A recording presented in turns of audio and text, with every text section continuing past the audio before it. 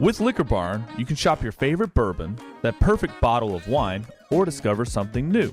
To place an order for pickup or delivery, download the Liquor Barn app, visit liquorbarn.com, or call your nearest Liquor Barn location. Follow us on social media and subscribe to our email list for all the latest news on products, promotions, and events. Liquor Barn, where Kentuckians go to celebrate life. Cheers!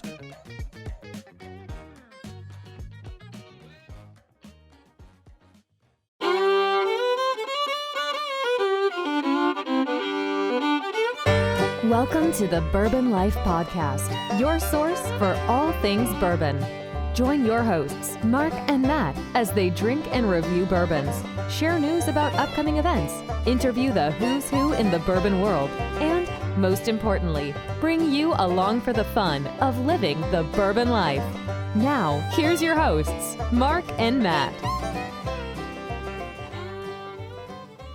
All right, everybody, welcome back for another episode of the Bourbon Life Podcast. I'm your host, Mark, and with me here in the Bourbon Life Studios tonight is my good friend, Matt. Matt, how you doing out there in the Bourbon Life Studios?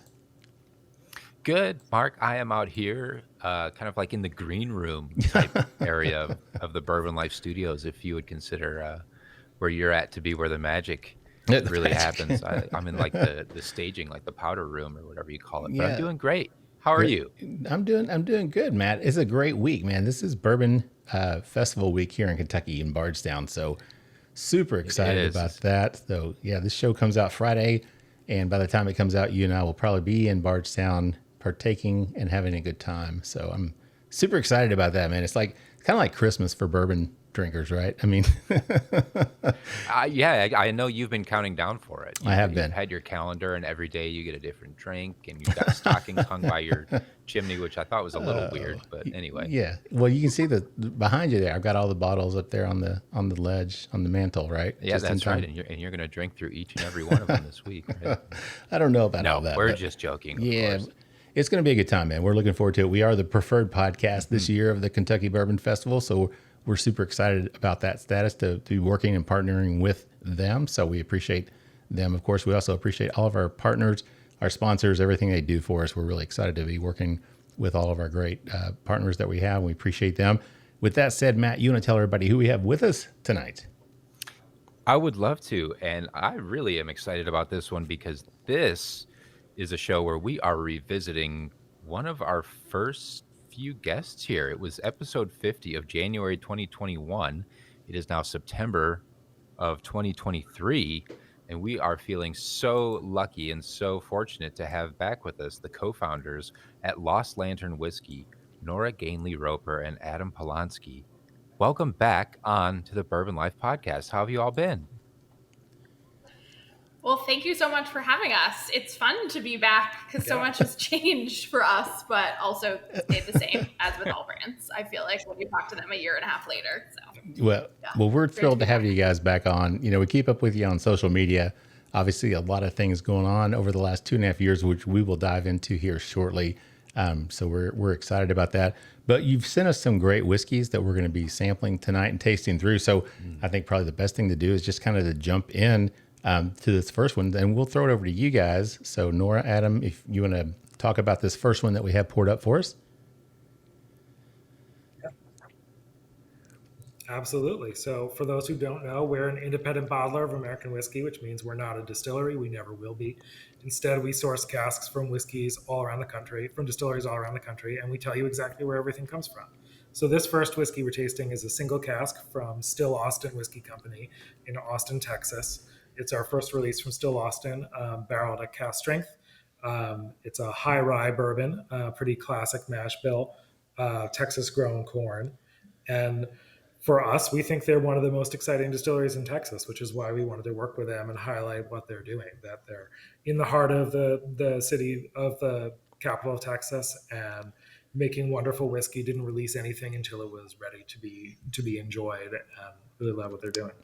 yeah. And for us, this is cask strength, but it's 51.9% ABV, which for us is downright weak, but it's a lovely place to start. We like starting people with this because it's a really nice way to open your palate up for whiskey, especially cask strength. Yeah, and that's funny. That's remarkably low for a cask strength whiskey, especially a from Texas whiskey, yeah, no less. So we know they do some addition of water as a cask gets later in life to start kind of easing it to their bottling proof. So we suspect that that's what they had started here before we snatched it from them. But when it was proofed, we were surprised by it, but I think it allows a really lovely access point to Texas whiskey, because I think it's certainly one of the lower ABV cask strength. Now, Texas we've had Still Austin. I can't remember. Is it Brandon Joldersma? Is that right? Okay, that's what I thought. I didn't go back and check my notes. That's pulling out of the old memory. That's good for you. For an old guy, that's pretty impressive that I was able to remember that name. But yeah, Brandon Joldersma. We had him on the show before. They sent us some great stuff. The musician was one of our favorites we had.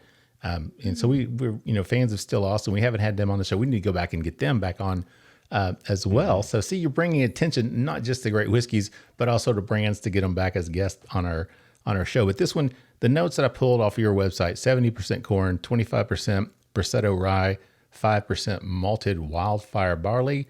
I think this is around 4 years old. Is that right? Non-chill filtered? Is that? Yep, there. Very nice. Yeah, old. Beautiful bottle. Matt, what do you pick up on the nose on this one, man? It's got a really great nose. A lot of that corn really comes through, and it's got this unique kind of smoky sweetness that I pick up from the corn.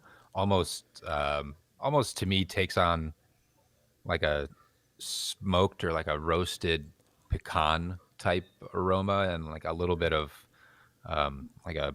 think of like the peppercorn bark on like brisket or some sort of a barbecue type aroma is what I pick up. Like sweetness, marshmallow, and vanilla is certainly on there as well. Nice barrel influence. It's really nice nose. Yeah, that's funny, Matt, because you get those kind of the standard bourbon notes, but also you talked about the smokiness there that comes through, and I really that kind of jumps out, almost like it's I know these aren't like secondary finished casks or anything, but it's almost got some type of a woodsy, smoky kind of aroma to it, which is kind of unique. So we'll ask you guys, the experts, what do you all pick up in terms of the nose on this one? Yeah, and I think that. Well, I've been nicely influenced by. I like the pecan note. I think that's really nice. I think for us, that smoky note, I get that on a lot of Texas whiskeys. There's something about the heat that they get down there, where there's sometimes it leans more to an asphalty nose, and sometimes it is like there's some Texas barbecue coming out in it. So I definitely get that. And then for me with Still Austin, there's always a like black cherry note to it as well when it comes to the fruit profile. Sorry, I pointed at him, and then I immediately said something. So. I'll take it. I'm off the hook for this one. Yeah. But what I like is that we feel like Texas whiskey has gotten a reputation for always being super oaky, super hot, super strong, really dark in color. And it can be that, and some of those are great, but it doesn't have to be like that. And the two first whiskeys we're tasting are both from Texas, and neither of them fit into that genre. So we really want to emphasize, we work with distilleries with whiskey from all around the country, but whiskey from a certain place doesn't always have to be the same thing. There's diversity in Kentucky whiskey, there's diversity in Texas whiskey. It's true across the country. One thing, talking about Texas whiskey, something that it seems like when we've had it, the age is kind of deceiving in terms, when you think of Kentucky bourbons, because you're looking at 6, 7, 8 years. That's kind of that sweet spot for most bourbons that people expect or think. And when you say it's a 4-year-old whiskey, they're like, oh my gosh, that's so young.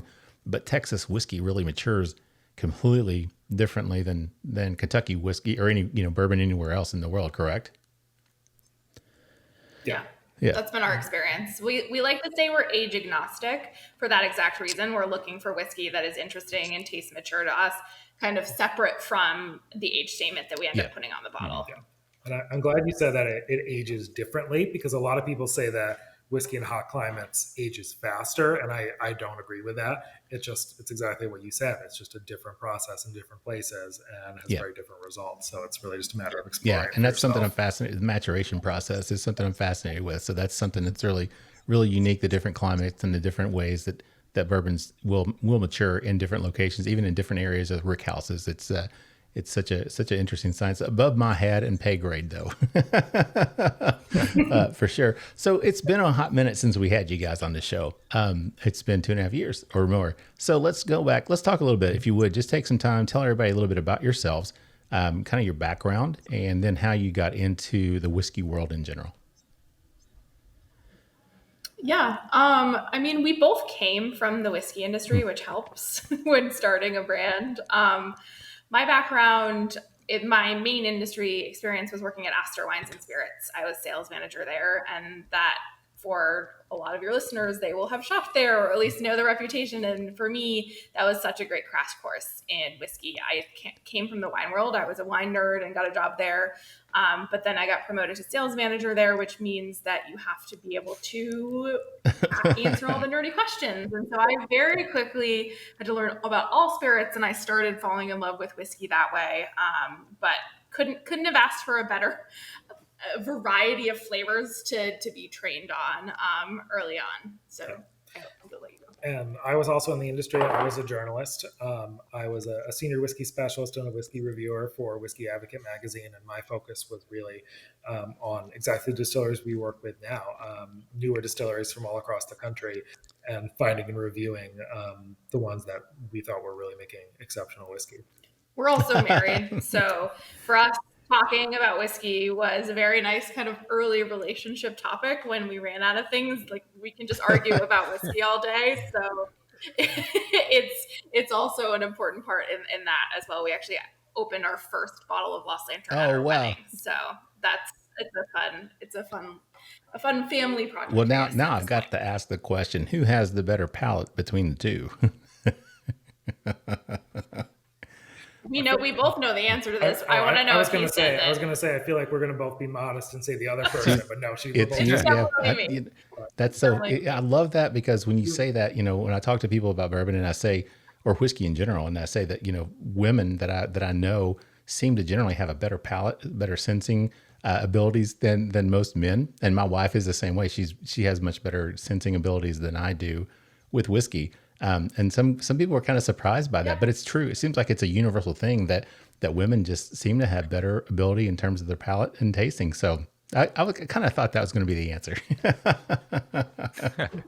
I mean, I will say that he has more reference points, because especially now with our business, he's going out and doing a lot of the initial sourcing. We pick everything together, but he's traveling and he's tasting. So it actually works really well together, because he has that little bit of extra perspective. So I may be picking up on something and he can help me understand where it's coming from. So it's like our palates work really well together with that balance, because if I'm not on the road all the time, I might not know about a trend coming up in the way that producers are working with oak or with grain, and he can bring that into our analysis as we're picking. Yeah, that makes sense. So let's talk a little bit. You and Adam, you kind of mentioned this. I'm glad you did that right at the very beginning. But can you go a little bit deeper?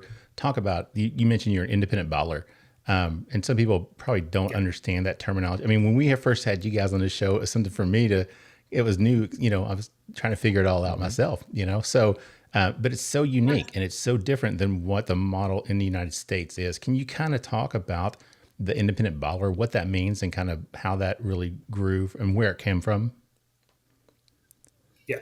So as you alluded to, our business model is based on one that's existed in Scotland for almost 200 years. And it's actually quite uncommon in the States, but very common in the UK to this day. And independent bottlers over there don't have their own distilleries. They buy whiskey from distilleries across Scotland, and they put it out in a couple different ways. Sometimes they blend it together to bring flavors together in a new way that are different than they would be on their own. And sometimes they release it as a whiskey from that single distillery that they bought it from, and tell you where they got it from, which in Scotland, where most whiskey still goes into big blends like Johnny Walker and Dewar's, for a long time, independent bottlers were the only way to get single malt from many, if not most, of the distilleries in Scotland. So it was a fantastic way for people to discover brands that have since become really well known, like Mortlach or Teandinic, places like that, even Talisker at one point.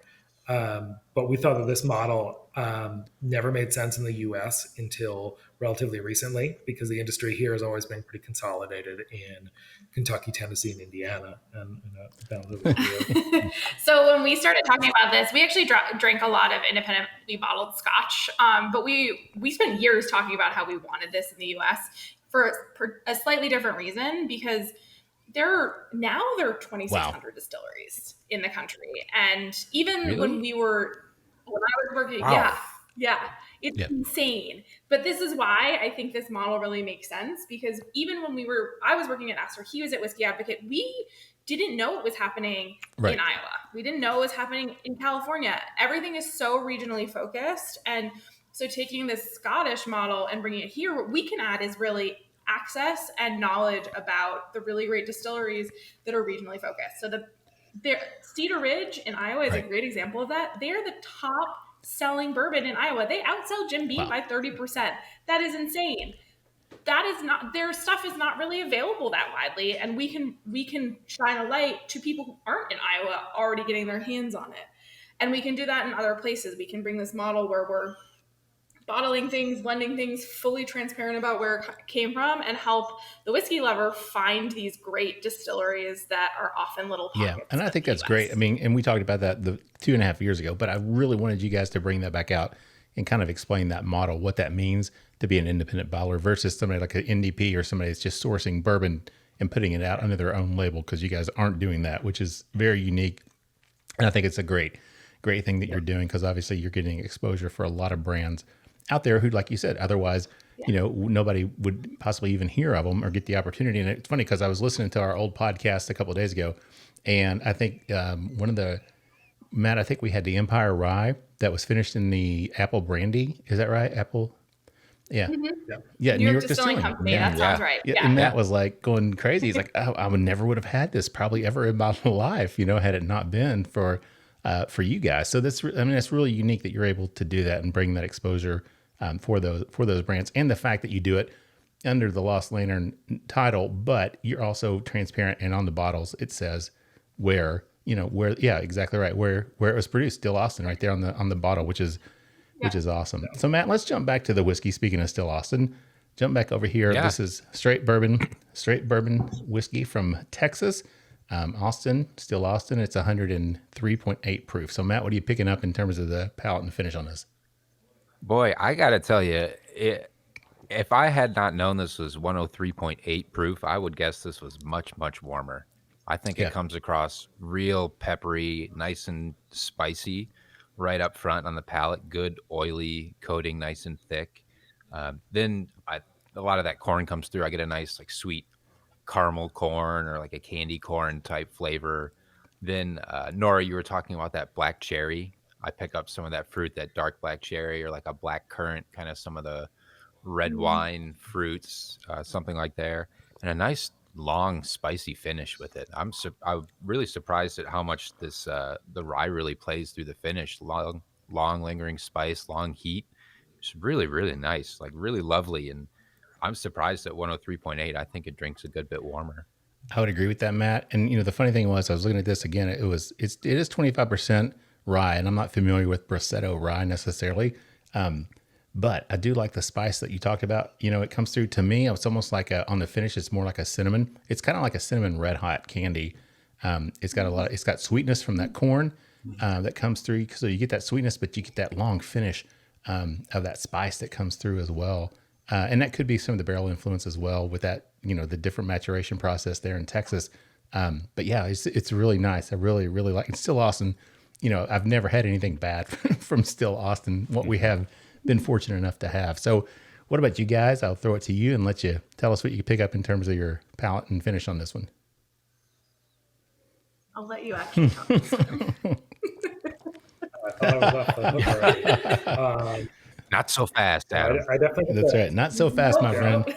I definitely get the cherry. I get some graham cracker both on the nose and the palate. Some like dark chocolate, but not too dark, like 70% dark chocolate. Not like the bitter dark. Good amount of oak. A lot of clove. I also get that cinnamon on the finish.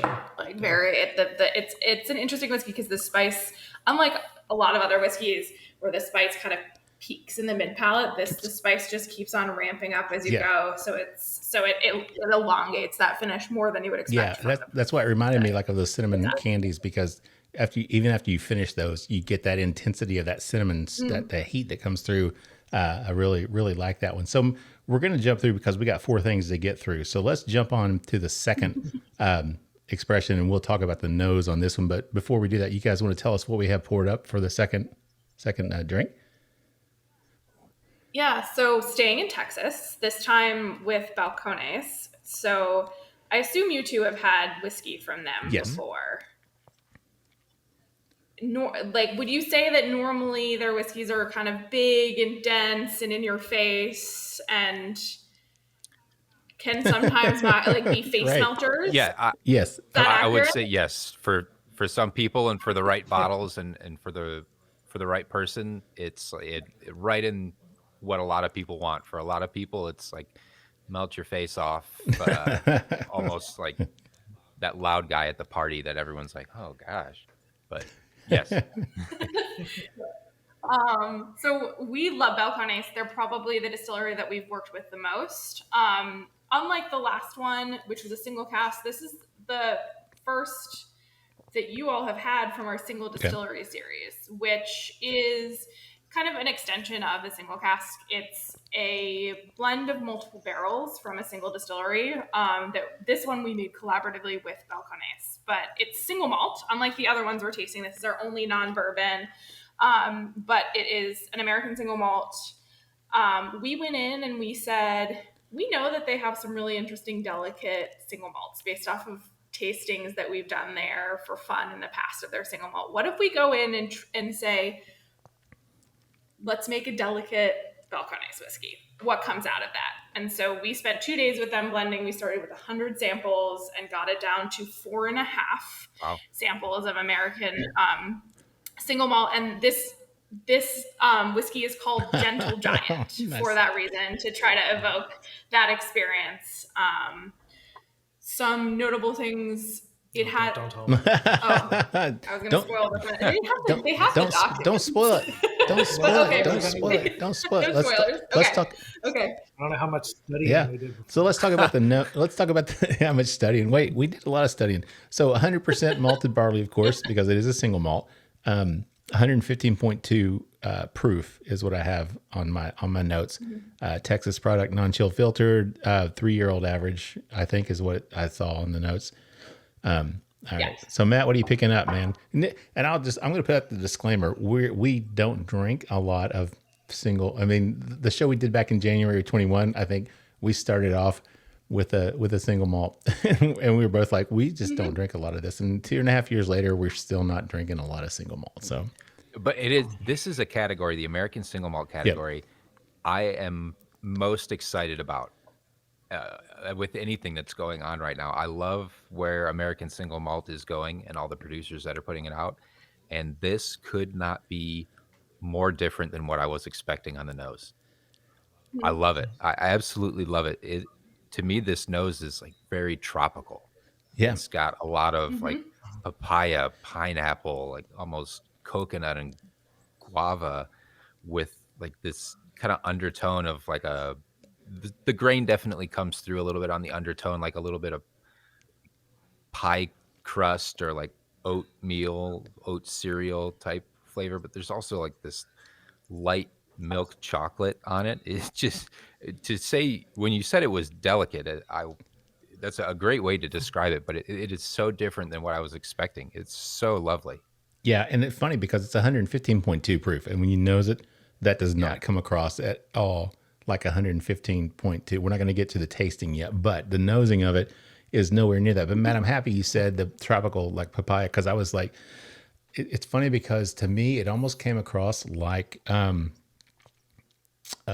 grapefruit, almost like a hoppy kind of aroma. But I think when you said that's hoppy, yep, I was like, so hoppy or like white wine flavors almost. Yeah, it was, and I was like, wait a second, something's off here.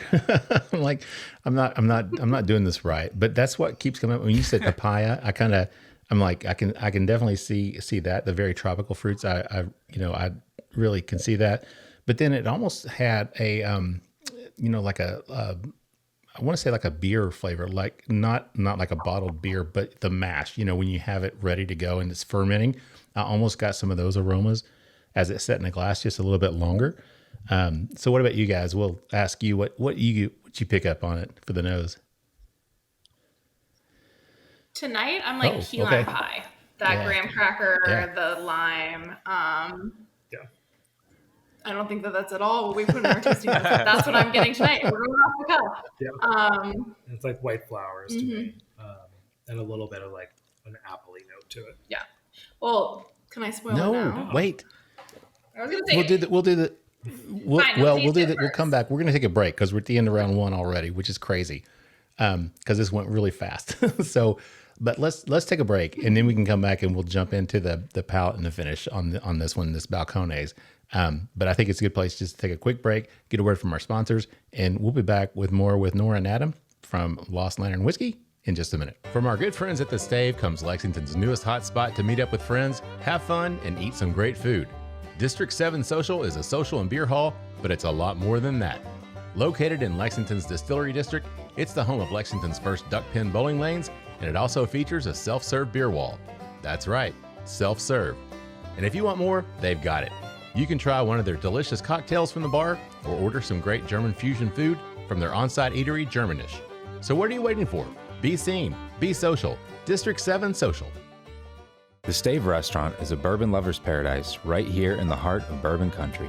Located at 5711 McCracken Pike in Millville, Kentucky, between Castle and Key and Woodford Reserve, Chef Kyle Klatka prepares amazing food each day that features an elevated Kentucky-inspired cuisine. With a full-service bar, great bourbon flights, and signature cocktails, the Stave is the perfect place to catch up with friends after a fun-filled day of touring the local distilleries. Be sure to check them out online at thestavekentucky.com or at Instagram and Facebook at The Stave Kentucky. All right, everybody, welcome back for round 2 of the Bourbon Life Podcast. I'm your host, Mark, and with me here in the Bourbon Life Studios, it's my good friend, Matt. Matt, how you doing out there?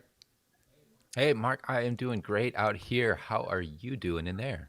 Doing great here in Mission Control. Got everything under control here. No problems yet, knock on wood. Having a good time, man. This is a great show. I'm having a lot of fun. I'm so happy that we got our guest back on with us. So we're drinking some great whiskey here, shedding a light literally on some great distilleries. Yeah. So this is a lot of fun. I'm having a great time. Before we jump back in, I do want to thank all of our sponsors. We appreciate everything they do for us. So thank you all for your support. With that said, Matt, you want to tell everybody who we have with us? Absolutely. We have back for round number 2, the co-founders of Lost Lantern Whiskey, Nora and Adam. Welcome back again. And we are so excited to pick up where we left off. Yeah. Yeah. So we were talking about the Balcones Gentle Giant. So this is a Texas single malt. This is part of your single distillery series. And this was, you said 4.5 cask. Is that right? That we're put in? Yeah. Okay. Right. So is the appropriate term to say vatted? Because I guess you don't want to say blended. I think we talked about that on the first time we had you on the show. So does it matter, or is it? I mean, I know blending kind of sometimes can have connotation to it. So I don't know. For this, I think the terminology doesn't really matter that much, since it's all from one distillery. Mm-hmm. But like, if you think about it, every kind of whiskey except for a single cask is a blend of some type. It's all has to be done together. So this is more like that, what most distilleries put out, where it's a blend of multiple casks from one place. Right.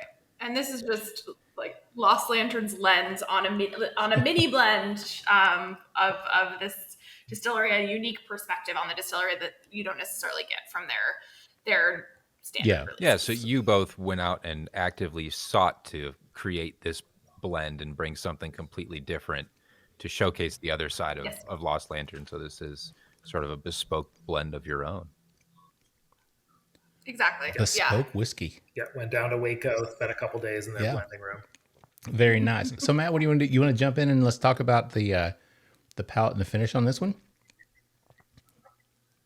Yeah, let's knock the palate out real quick so we can get back to talking more about Lost Lantern here. Yeah, let's do that. So I'll kick it off. It's got a lot of those citrus and those tropical notes that I was picking up on the palate, or the nose, excuse me, for me, really come across on the palate. Then it's got this like a delicate white balsamic vinegar, like grapefruit raspberry type aroma, almost for some reason I want to say almost like champagne type flavors to it as well. But a good finish. The grain really comes through in the finish on it. There's not too much oak. It's certainly not overpowered by barrel influence, but it definitely adds enough to let you know that you are drinking a barley product or an American single malt or some sort of a whiskey product. Just absolutely lovely. I really, really like this. This is done exceptionally well. Yeah, like you said, I mean, the Balcones, because when you think about Balcones whiskey, like you said, you think about kind of face melters, and this is the exact opposite. You know, going into the nose, you're obviously like, wait a second, this is number one, not what I expect from Balcones, and number two, not what I expect from an American single malt, just because it is a different profile than what I think people would anticipate. For me on the palate, same thing, citrus matte, like you said, it carries over. Still kind of that. It comes through to me as like grapefruity. Hoppy, that kind of not bitter, but just that flavor, that aroma that I get when I eat a pink grapefruit. That's the best way I can describe it for me.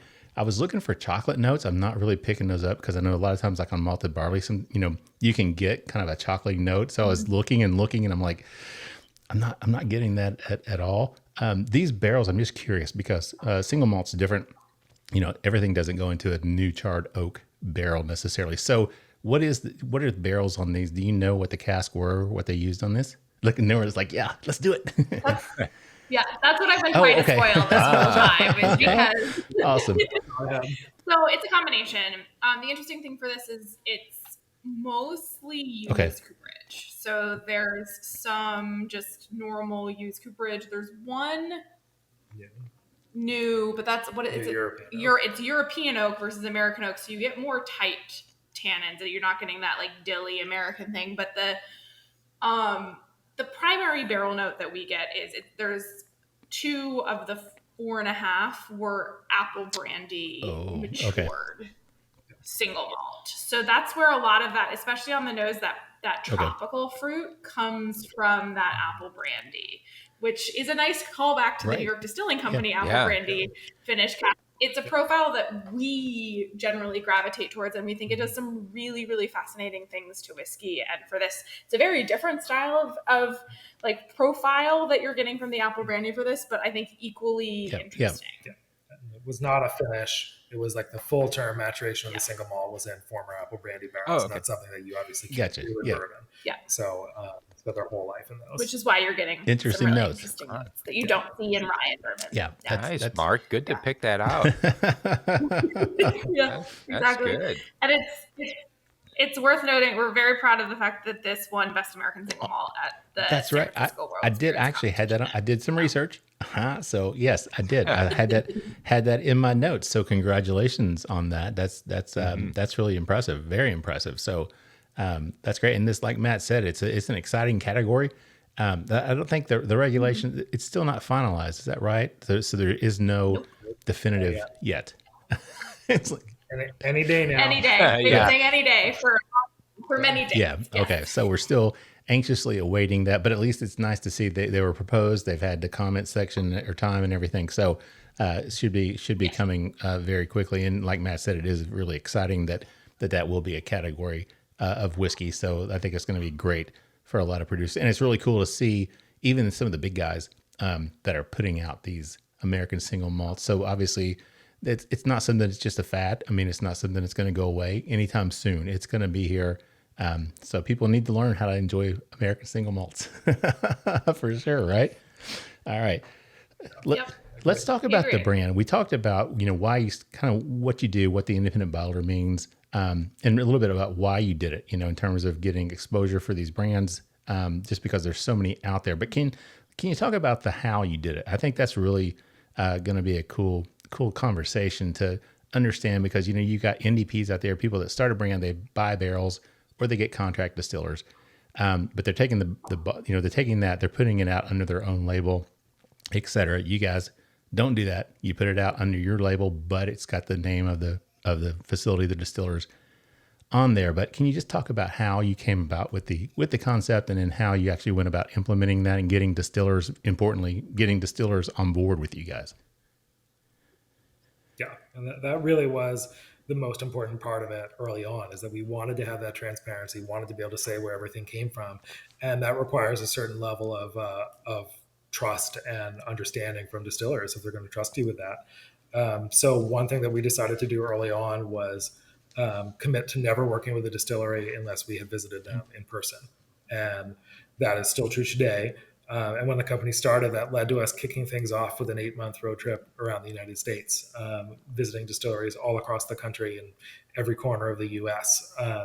And along the way, we were pitching this idea and talking about what we wanted to do with it, and discovered pretty quickly that a lot of people thought it was a really exciting idea, that it was a great way to get their whiskey out there in a different way and be able to share their story and have someone else saying that among these 2,600 distilleries out there, these are the ones that are really worth the serious whiskey lovers' time and attention. Yeah, very cool. Yeah, and having good whiskey. No, go ahead. I was just sorry. saying that's really cool. But yeah, go ahead, Nora. Sorry.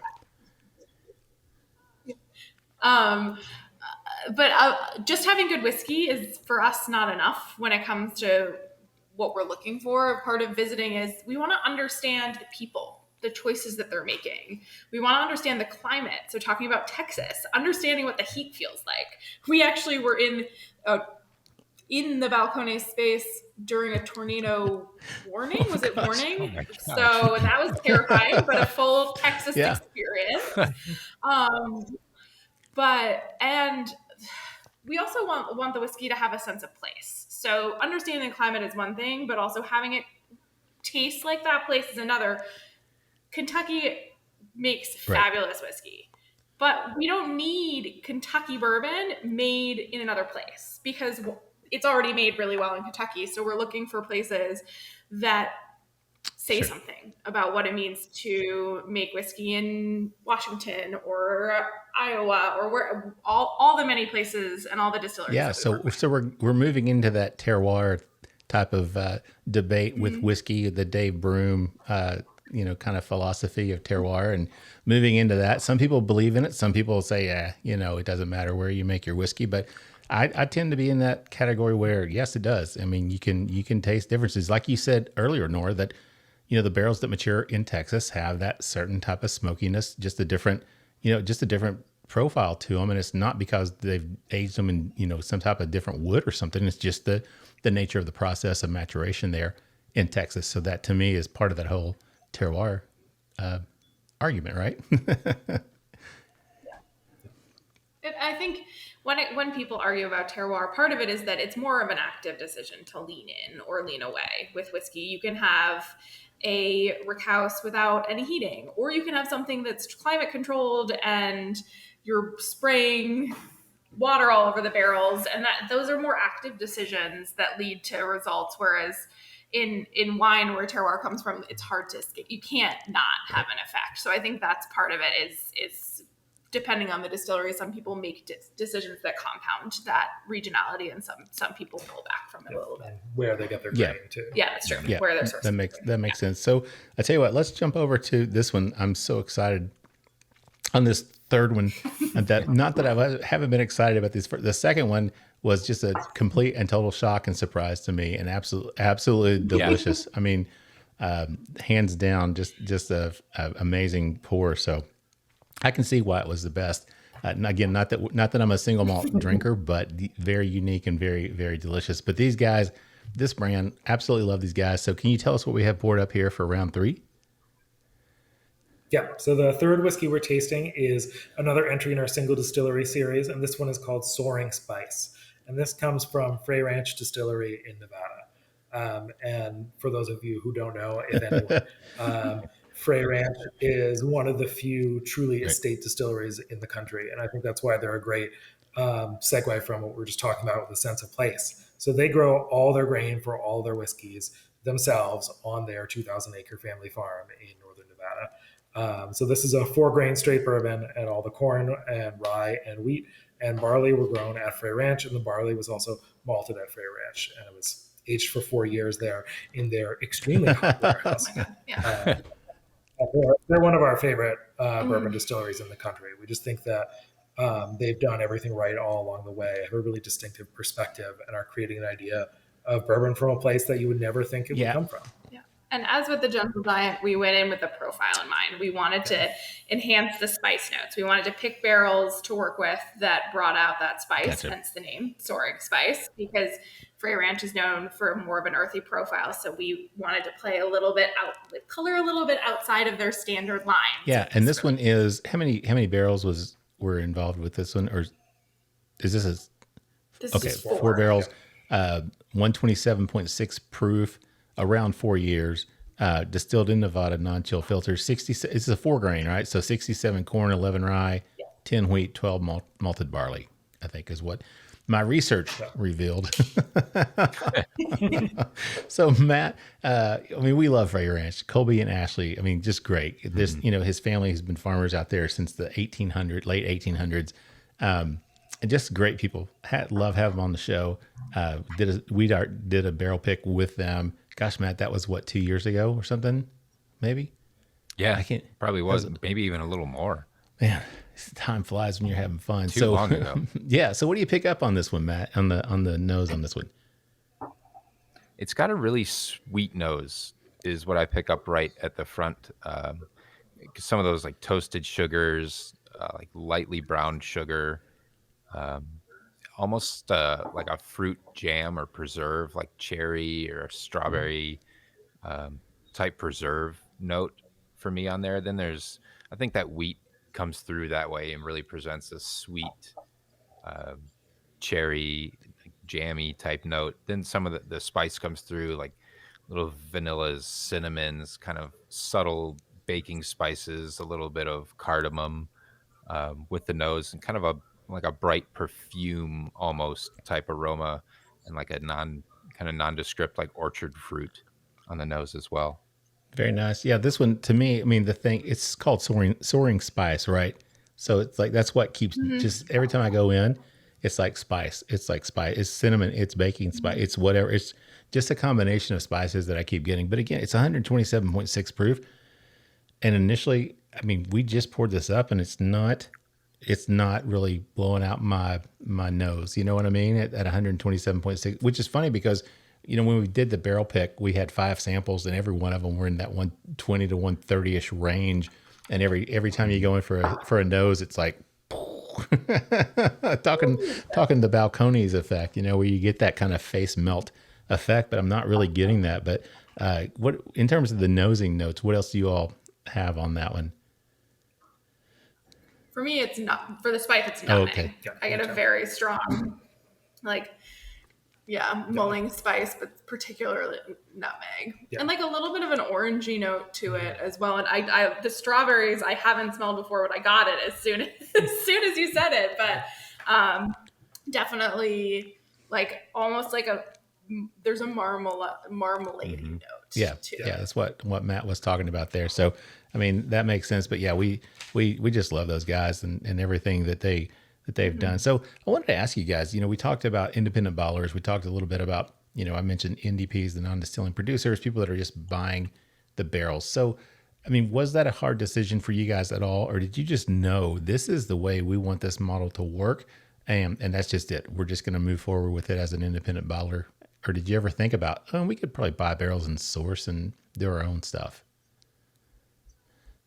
No, we wanted to do an independent bottler. We came in and we were in, because for us, part of it is where can we add value in the industry? That's why we're not a distiller. We cannot add anything there. We do not know how to distill. But for us, we have very trained palates, and we've spent so much time learning about the landscape of American whiskey that when we think about where we can help whiskey drinkers find cool things, it's in this very specific vein. And so we came in knowing that this is what we wanted to do. Yeah. And buying our barrels directly from distilleries rather than from brokers, or like tasting all the barrels before we buy them, that kind of the access that we get because we visit everywhere we work with is really unusual. And we think that's been a really special you part guys, of it. the brand you actually started, it was 2018, is that right? Was it? We left for the road trip Okay. in 2018, but our first products released in 2020 because it took us a while. We needed to go and convince everyone to sell us their whiskey and then bottle it and do all of that. But yeah, officially 2018 is when we put all of our stuff in storage and headed out to try to buy some barrels. That's a great story. I love the fact you guys did that. You took the risk, and it's obviously paying off in spades for you. There's no doubt about it with the awards and everything else, and just the success that you're having. With the barrels that you guys bought, did you buy barrels initially? And I mean, are you holding on to barrels that you bought back then in the 2018-19 era, or have you used those and you just continually replenish with different distilleries as you move along? We hold on to a few barrels, but we generally like to buy whiskey that's already mature, primarily because we really want that whiskey to reflect a sense of place. So if we buy a Texas whiskey, we want it to taste like it was aged in Texas. So we're based in Vermont.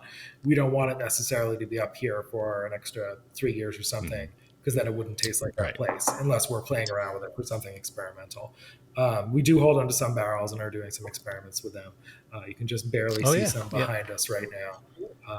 One of our, you can actually see that's a new logo. I thought I recognized that logo real quick there.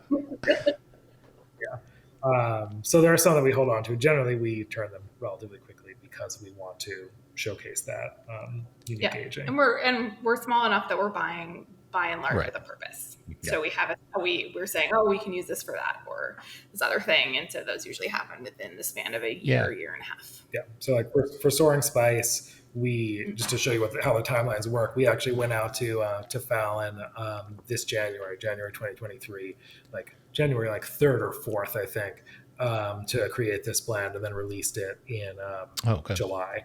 So relatively quick turnaround. Stayed with the Freys for a couple of days while we put this together, which was a lot of fun. Were they working with you guys in terms of doing the blend? Great people. Yeah. And they sat through the barrel pick with us. It was fun. We did it by Zoom. Wish we could have been there in person, but we just had a great time, and they just walked us through everything. And super, super nice folks. There's no question about it. But Matt, talking about the Frey Ranch, let's jump back. Let's talk about palate and finish on this one. What do you pick up on that?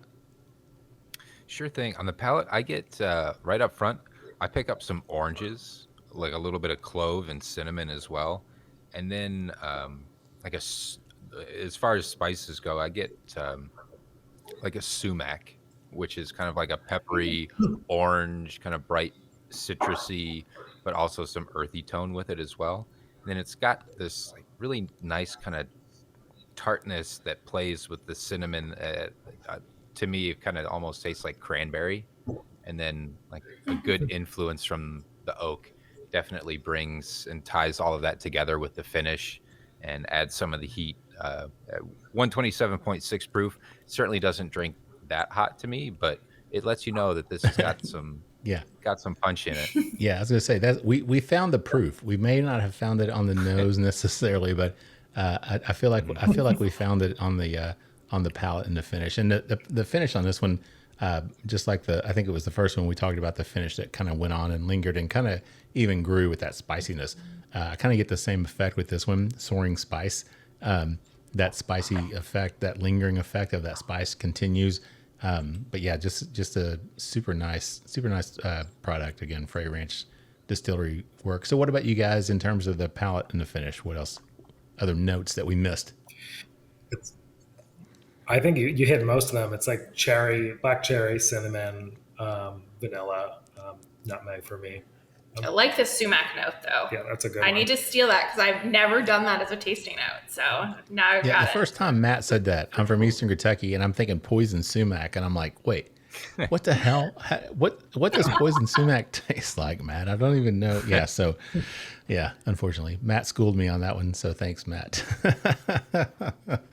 All right, from my days of working in a kitchen. That's right, man. It paid off in spades for you as well, because your palate is pretty impressive. There's no doubt about that. So, well, guys, I tell you what, we're at the end of round 2 here. So let's just take another quick break, get a word from our sponsors, and we'll come back with more with Nora and Adam from Lost Lantern Whiskey in just a minute. Three Chords line of whiskeys embody the spirit of creativity. The whiskey is a true collaboration between producer and composer, Neil Giraldo, and master blender distiller Ari Sussman. The three-core team of expert blenders, coopers, and sensory professionals have developed a multi-step process they called Perfectly Tuned Taste. This process begins by carefully selecting the finest bourbon and rye whiskeys from Kentucky, Tennessee, and Indiana, and then blending them together. Find out more about the whiskeys and distribution in your area at www.threechordbourbon.com. All right, everybody, welcome back for the third and final round of the Bourbon Life Podcast. I'm your host, Mark, and with me here tonight, live, still in the Bourbon Life studios, he has not left yet, is my good friend, Matt. Matt, how you doing out there, man? That's right, in the Bourbon Life green room here. Still back again. Not allowed in the recording studio yet. Maybe someday. Kind of That's like right. That dog that you can't let in the kitchen or whatnot. I have to wait outside the door while Mark's in there. Yeah, but you got all the bourbon behind you. I've got That's windows, true. and that's it. But I'm still nursing this Frey ranch. You know, I saved a little, so I'm gonna set that aside and save that one for the after party. All right, nice. Well, Matt, I tell you what. Well, we do need to thank all our sponsors again. So thank them for everything they do for us. But with that said, Matt, you want to tell everybody who we have with us tonight? Absolutely. Joining us and joining you, all our guests, morning, noon, or night, whenever it is you get your Bourbon Life podcast, we have the co-founders of Lost Lantern Whiskey, Nora and Adam. Welcome back for the final round here. Unfortunately, the final round of the Bourbon Life podcast. Happy to be back for our highest Yeah, round. that's right. Yeah. We're glad you guys didn't leave either. All right, so you want to tell everybody what we have poured up on this? Well, this is our third round, but our fourth and final pour of the night. Mm-hmm. Yeah, because we broke the rules and slipped that single. Yeah, that's right. But this last release is called Flung Bourbon. We released it this summer, and this is something a little different than what we've been talking about before. This is a blend of straight bourbons from 4 different states and 4 different distilleries. And for this, we wanted to create a whiskey from bourbons that had never been blended before. There have been tons of great whiskeys that are blended from Kentucky and Tennessee and Indiana and things like that. But for this, we wanted to look a little farther afield. So this is a blend of bourbon from 4 distilleries in 4 states: Frey Ranch Distillery in Nevada, Watershed in Columbus, Ohio, Still Austin in Austin, Texas, and Boulder Spirits in Boulder, Colorado. Very nice. Yeah, Matt, you're familiar with them, I'm assuming, having spent time in Colorado. Yeah, and this one comes in a whopping 136.8 proof. And this is, I think my notes said it's a blend between 3 and 7 years. So the products range in age from that 4 different states, like you just said. So 136.8. Matt, what do you pick up on the nose on this one? Well, it's certainly, first off, look at the color on it. It's just got this beautiful, beautiful, nice dark mahogany color, just really gorgeous in the glass, nice and oily, really clinging to the side. So just beautiful presentation once it's in the glass itself. But the nose to me comes across with a lot of familiar Kentucky bourbon notes. It's got a lot of the vanillas, a lot of the oak, some sweetness, toasted sugars are in there. Almost like a little bit of like a sourdough bread or like a fresh rising type yeast or like risen yeast or dough aroma with it. But just nice, kind of soft and restraint, yet at the same time brings a lot of different flavors and a lot of different aspects. I'll be curious to see how this opens up as we go through the round. Yeah, and again, this one at 136.8. I don't know, maybe it's just me, but it doesn't nose as hot as 136.8, at all. So it's kind of surprising because I, again, went in very cautiously, carefully, thinking this is going to be a face melter, and it's not. I mean, it really isn't. Matt, you talked about the burnt sugars. That, to me, I get like almost like a brown sugar, a brulee sugar maybe, some type of maybe a dark fruit, not cherries, but something sweet in there, fruit-like. Some spice a little bit. The oak does come through, Matt. So yeah, I mean, I think this to me actually has, it's kind of weird to say just a mature bourbon taste or aroma, but it noses to me like a bourbon that is more like a Kentucky bourbon that's more like in a 10 to 12 year range. I don't know if that makes sense. but it just seems to have the rounded off edges. It seems not smoother, but it just seems more refined. I'm not sure how to really explain that, but it tastes, it noses more mature, like a more mature type of bourbon to me. So. I know, we'll certainly get that. I'm not going to argue with you on that one. What do you guys get? Anything else on the nose? I get a lot of like dark chocolate or maybe even coffee notes to it. I get some fig, which I think is where the fruit lands for me. That makes sense. So this is at 136.8. So these barrels are from 4 different distilleries. So what was I'm curious what the highest proof that went in on this one. It's the Boulder Spirits. Boulder Spirits, because they're at such high altitude, they get insane angel share and their proof just skyrockets. We've released multiple hazmat barrels, single barrels from them. So everything else is basically pulling that proof down. And that's also where some of that color is coming from, because you get this really intense bourbon from them, which I think it's fun. It was really fun to blend with because the Still Austin, as you tasted, and the Watershed, it's a little bit more light, kind of juicy, fruit forward, and so playing those off of each other was an interesting undertaking for us. Many iterations of playing with it, but it gave us a lot of breadth of flavor between that density and the fruit forward. Very nice. Well, now we've had 4 different pours, like you said. You snuck that American single malt in. Honest. But we've had 3 bourbons because this is the Summer of Bourbon, correct?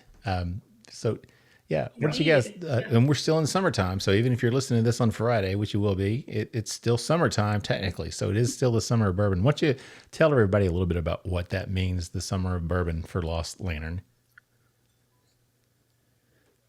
Yep. So the Summer of Bourbon for us had a really simple message, which is that great bourbon now comes from all across the United States.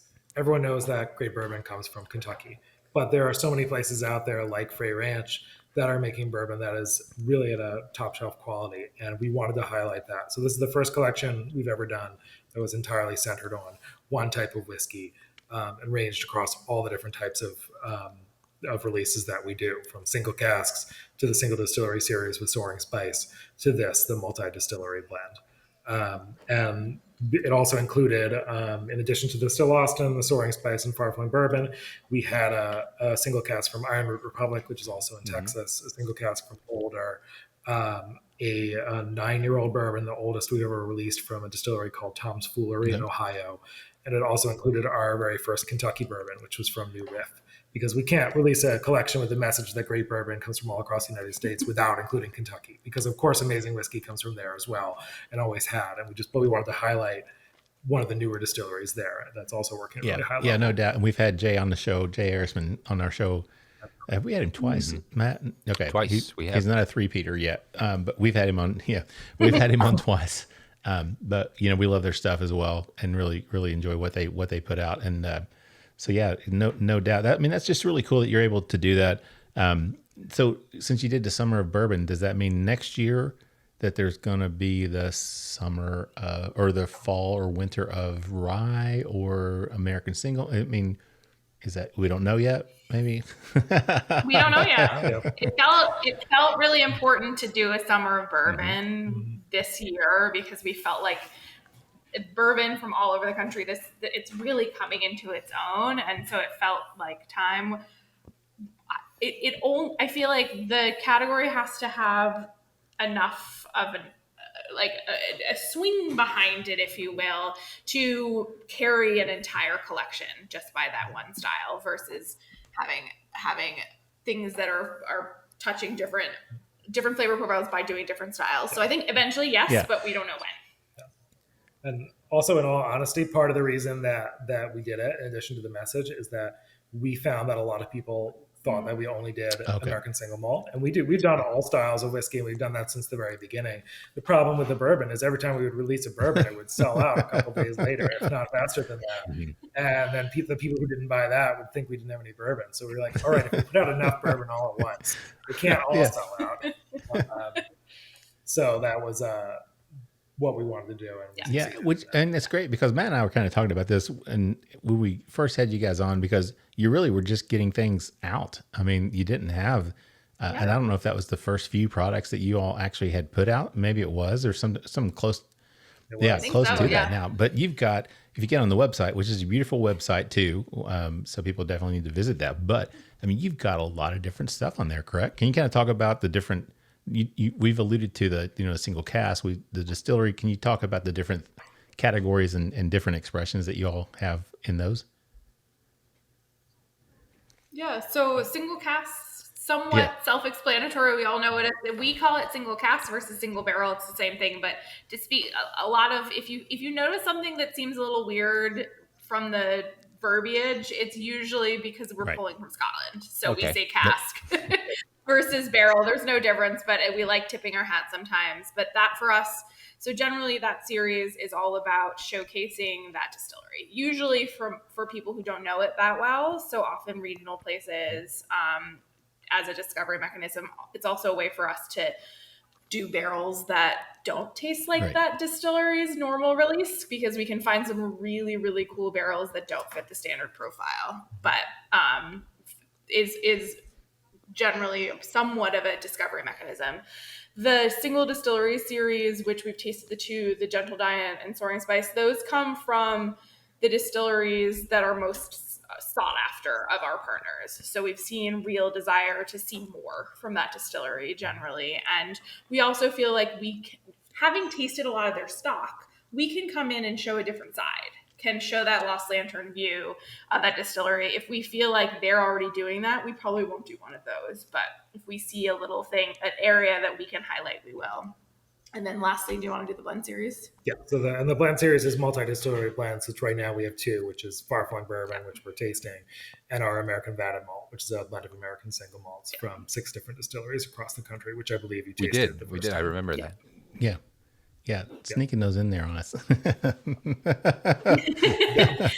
But again, I mean, no, back then we had no choice. This time we did it. That's right. Yeah, last time it was like, here's what we got. You guys get to drink it. And this time it's like, and there's a lot. You get on the website, I mean, there are a lot of different bottles, and that's really cool because obviously if you do single cask, I mean, you're talking about 180, maybe 200 bottles, right? So you're limited to what's in that barrel, and then you've got the different blends that you're doing. And you can, bump that up. If 4.5, 5 barrels, you're getting, 1,000, 1,100 bottles, maybe something like that. So each expression is going to be just basically, based on what you have, right? I mean, that's it. So now, will there ever be a point, is there any desire on your part to ever look at like a core expression? Like, hey, Lost Lantern is going to have core expression.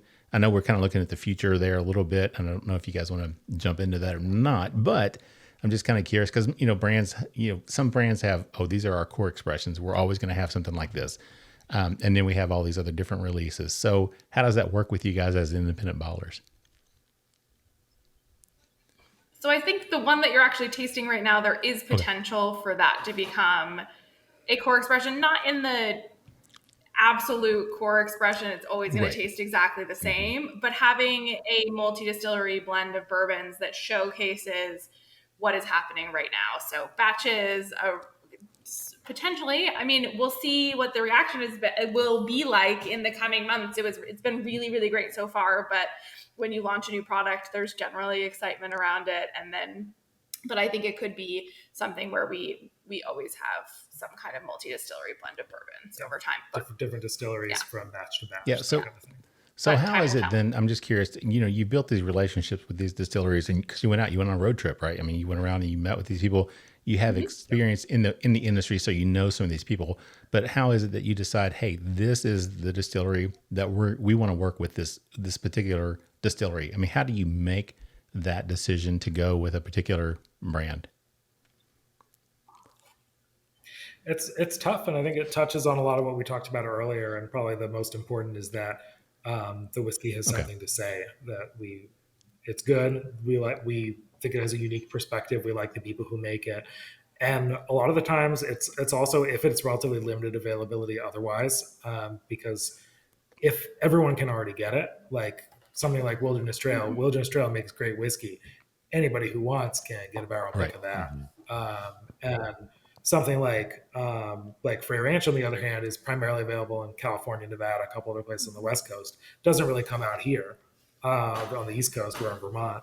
Still, Austin is only available in Texas.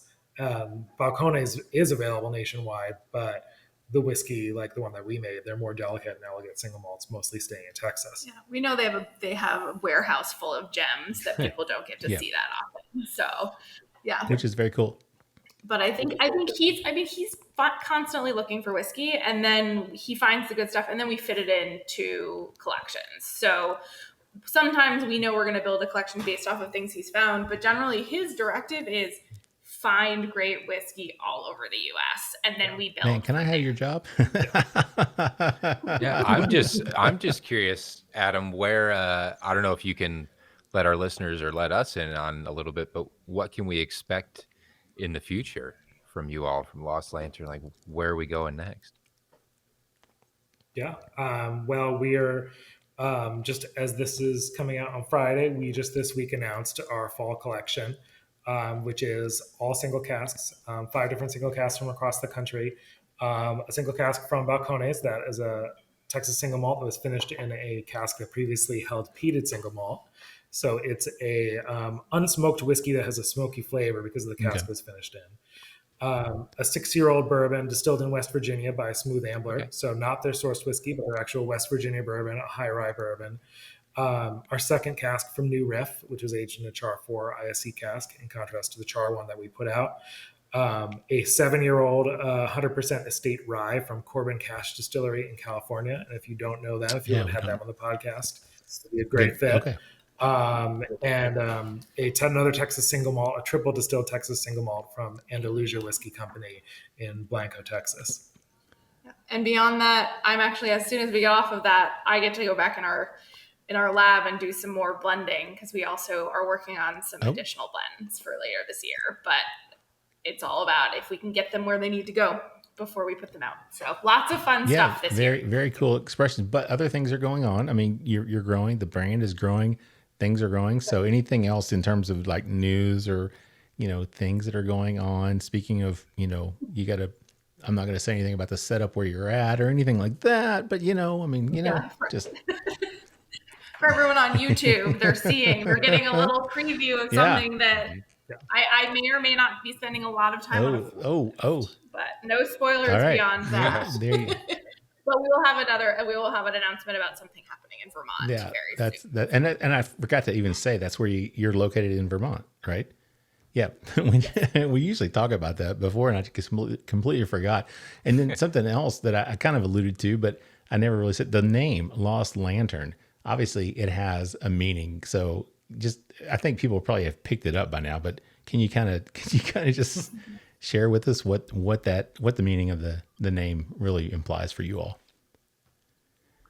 Yeah, it's all about shining a light on whiskeys that otherwise wouldn't be discovered from all across the country, whatever they may be. Which I think, again, it's just great. I love the model. I love what you guys are doing. It's very cool. Matt, let's speaking of whiskey, let's jump back and talk about this whiskey that we have poured up here, the Flung. What do you think in terms of the palate and the finish on this one? The Flung bourbon on the palate, I pick up right at the front a lot of peanut brittle was the first flavor that I really came to. Then it's got a spiciness, and Mark, this is one that you and I have gone to a couple times, but it's like a spicy from a jalapeno, more of like a vegetal heat, not as much a baking spice or cinnamon, but some jalapeno in there. Then I pick up like a sweetness. There's some honey, kind of a graham cracker type flavor to it as well. And then on this one, for me, I get that like baking cocoa or cocoa powder on the finish with this. It's got kind of a nice roasty, malty, chocolatey type finish to go along with the heat that comes with its proof. Does it drink 136.8? I don't think so, but it definitely drinks warm, and not in any way to say that it's not to be respected, but it's very, very good.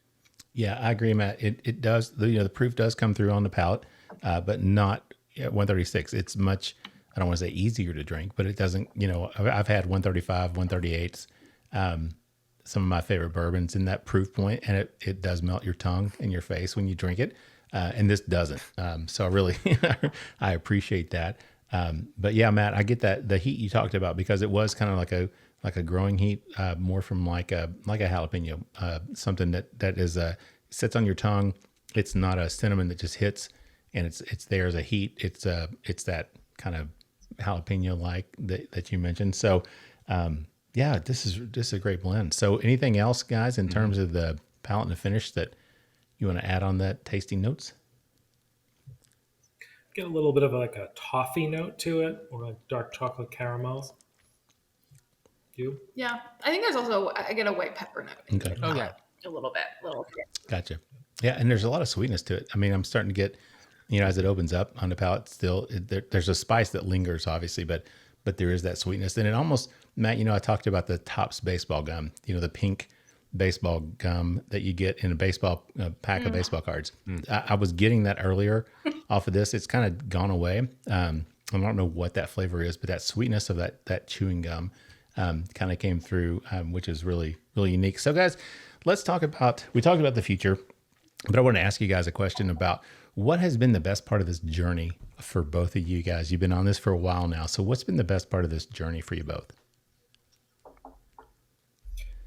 I think it's great being able to learn and then to share the stories of the places that we work with, of experiencing for ourselves and discovering why people decided to make the crazy decision to start a distillery in a place where there'd never been a distillery before, and then get to the spot where the whiskey that they're making is great.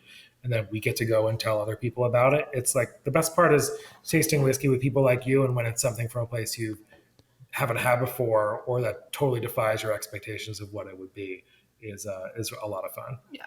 For me, it's that light bulb moment where you pour, like, kind of like with you all with malt. the single malt, where people go with like preconceived notions. And I love that, where there's just this like, moment. Be it sometimes that's bad if someone had wanted something that we don't have, but that I like to think that's rare, but generally it's someone being like, oh, I like this. I thought this, I never would have picked this up, or I thought I wouldn't like this, and I do. I love that moment of just someone kind of like realizing that they might have this other arena to play in when it comes to just whiskey. Don't tell my wife, because there's already like 500 bottles of bourbon here in the basement. We can't add more bottles. So the single malt movement is just it's going to kill me.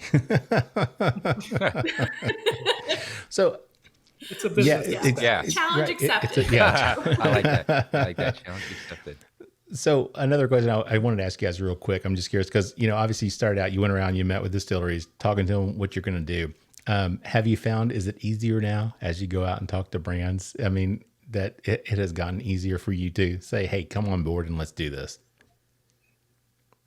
Yeah, it's easier. And now that we have a track record, and we're getting more and more places coming to us and asking, like, hey, can we be in a Lost Lantern collection? Can you highlight us? And a couple times that's been a place that I've never heard of before. And I always tell them, maybe, but I have to get out there and visit and see what the deal is. And there are some places like that we've worked with, like Corbin Cash from California. We've released one cask from already and coming out with another one later this month. That they reached out to me and said, hey, we've got a family sweet potato farm. We grow rye as a cover crop. I've been distilling that rye for 15 years now. And why don't you come out and try it? And I did, and it was amazing. And now they're a Lost Lantern partner. Look at Matt's like, so cool. Rye. Matt's the rye guy. Yeah. So we'll have to have another show and get that one on so Matt can try that one. So we kind of talk about the future things that are going on with you guys. But just want to let people know where they can find more information about the brand, and where they can, more importantly, get your products. Yeah, so best place to find all the barrel details is lostlanternwhiskey.com. We're also on Instagram and Facebook at Lost Lantern Whiskey. We are in select stores and bars in New York State and California. We also have distillery partners, retail partners that can ship to 40 states. So if you're not in New York or California, head to our website and you could put in your state, and we'll send you to the right retailer that can get product into your hands. That's great. Well, guys, this has been a lot of fun. Really appreciate you taking the time to sit down with us. Sorry it was 2.5 years. We won't make that mistake again. But any final thoughts from you guys before we wrap it up tonight? Anything you want to add before we get out of here? No, but thank you for being game to try a bunch of different things from all across the country. Always. Yeah, thank you so much. We'll for be having your us. bourbon, Yeah, bourbon and American malt and rye guinea pigs anytime you need us. Yeah, More absolutely. than happy. You just send it on over. More than happy to do that. Matt, any final thoughts, man, before we wrap it up tonight? Nora and Adam, so great to catch back up with you all and hear what you've been doing for the last 2.5 years. It's fun that we've been seeing, obviously, what's been happening, but to hear it from you all, to catch back up, and just to see you all again here on the podcast has been really great. And what a cool story to be able to share everything that you all have, not just with us, to change a lot of preconceived notions, to turn my head on its axis tonight with your gentle giant single malt, but also to be able to have that light bulb moment and be able to share that with other people and make that part of your business model. That's super cool. And I think you two are the perfect people for it. And I'm really appreciative of what you're giving to the bourbon industry for that. So thank you. Thank you guys very much. It's been a lot of fun. Love having you guys on. Love what you're doing. Love keeping up with you on Instagram, obviously, all the time, and just love what you guys are putting out. Congratulations on all the success, and looking forward to seeing the continued future growth of the brand and what you guys are going to be doing. And like I said, I promise it won't be 2.5 years before we get you guys back on the show. But we really appreciate you joining us tonight. With that said, I'm going to thank all of our listeners. We appreciate you guys. Thank you all for tuning in, whatever time of day it is. Like Matt says, morning, noon, or night, whenever it is, you're getting your Bourbon Life podcast. We appreciate you taking the time to listen to us. If you have any questions or comments, please reach out to us. You can find us on Instagram, Facebook, and you can also join the Bourbon Lifers, our private Facebook group. We'd love to have you in there. You can email us at thebourbonlife@gmail.com. And if you feel so inclined, please leave us a review on your favorite podcasting platform. We would really appreciate that. With that said, I'm going to wrap it up. Send us home with our tagline, which is, may your glasses always be full, and may you keep on living the bourbon life. Thank you for joining us for this week's episode of the Bourbon Life Podcast. Our mission at the Bourbon Life is simple: to share our passion for all things bourbon with you every week. And we'd really love to hear your thoughts on how we're doing. You can find us on Instagram and Facebook at The Bourbon Life. You can also contact us by email at thebourbonlife@gmail.com. And you can always find us on your favorite podcast platform. If you have a moment, we'd love it if you would rate us and give us a review. So until next week, we hope your glass is always full and that you keep on living the bourbon life.